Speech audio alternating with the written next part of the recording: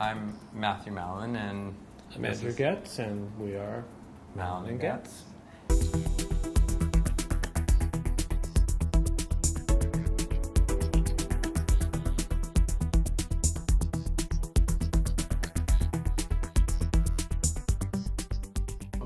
The inspiration came from a couple different sources.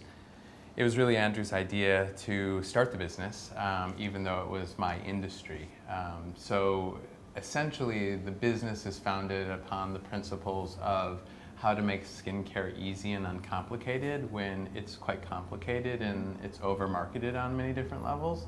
Also, I suffer from rosacea, eczema, seborrhea. I'm allergic to synthetic fragrances, so we thought if you wanted to make it simple and you started with the most sensitive or difficult skin, you could in fact make it simpler for people. And then finally, everything that we do really is sort of inspired by the old traditional, tried, true, and trusted ingredients and apothecaries and apothecary formulas that you would have found, and how to make those modern so that a modern couple could actually shop for and use products together. Yeah, I think that as someone who is from outside the industry, and Matthew and I are also partners in life now for 18 years, but I sort of was involved in skincare through osmosis, because he would come home and he would show me things and I would try things, or I'd go to where he was working.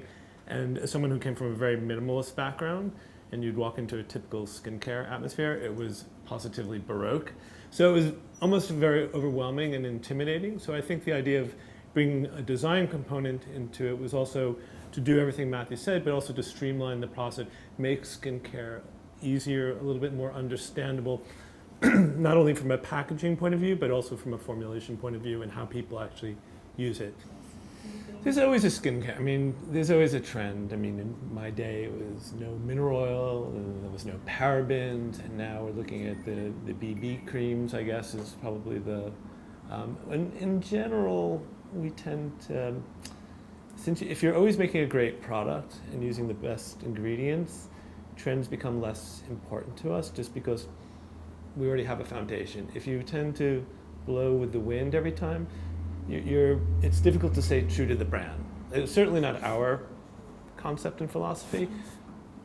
Every now and then things do develop, and there are certain new technologies develop which are interesting, but I wouldn't necessarily call them a trend or how we would use it as a trend.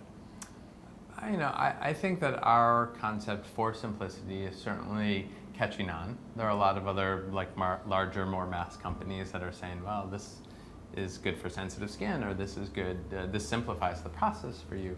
So that certainly is out there. I also think that a lot of companies are looking to, well, I guess to both of those ideas in general, just simply, to address a customer who does feel overloaded right now. I don't know if they're trends necessarily. I also just think skincare in general is really coming to its own in a way that it just didn't in the past for skincare or beauty marketing companies. So we see men using skincare in a way that they've never used it before. We see all women very sophisticated and savvy on the ingredients and the products. And so I think that probably more so when you look at the statistics out there, skincare has real growth in most marketplaces around the world, ahead of fragrance or makeup in many cases, because it's really where people are placing their money and their value at this time, because they want to look good. We sort of created the brand for ourselves, and at the time we were busy New Yorkers with limited time, and we live in a small New York City apartment with a tiny bathroom, and we wanted things that we could both use, Andrew being oily, me being dry and sensitive, and have them sit out and look beautiful on our shelf. And I think that there are a lot of customers that want all those things. We've also established ourselves as a real skincare authority. So while we sell in every category, we're known for skincare, which means face. So we've developed a problem solution concept in product development, and then some things are just a surprise. Like, for instance, our eucalyptus deodorant. It sort of has a life unto itself. It's natural, there's no aluminum, there's no alcohol. So women who are concerned with breast cancer have really jumped on the bandwagon and won Wallpaper's best beauty product design product 2 years ago.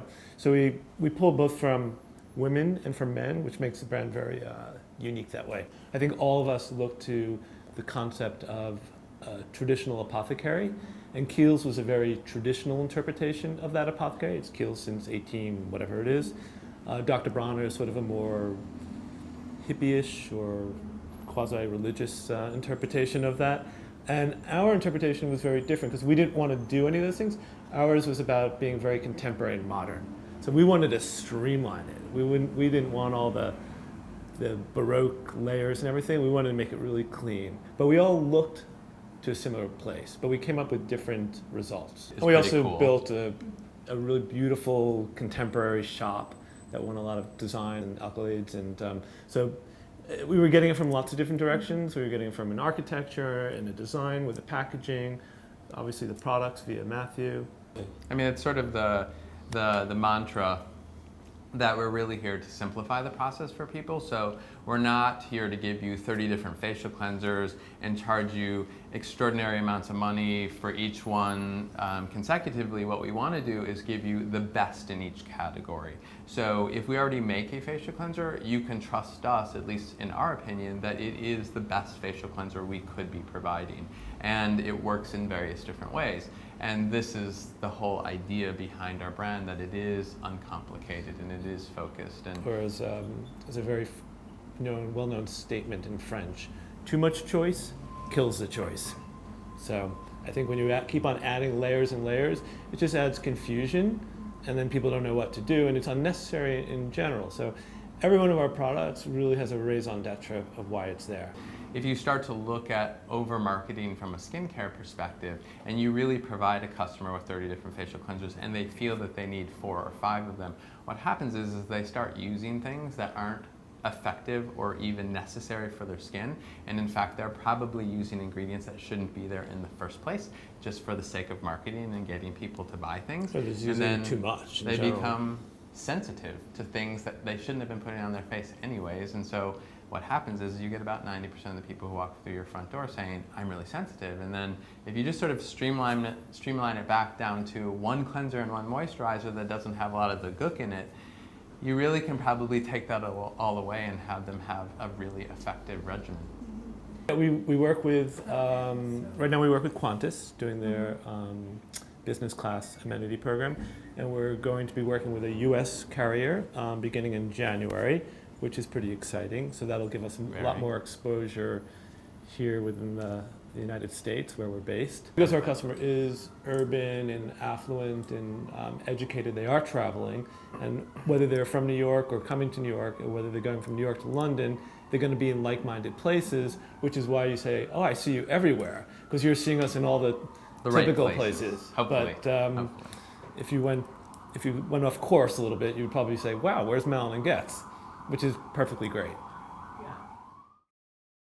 That idea of New York as a brand sort of helps support us a little bit. It doesn't make a better product, but it helps tell the story a little bit. And so you can sell it once that way, but if it's not a great product, you'll never sell it again.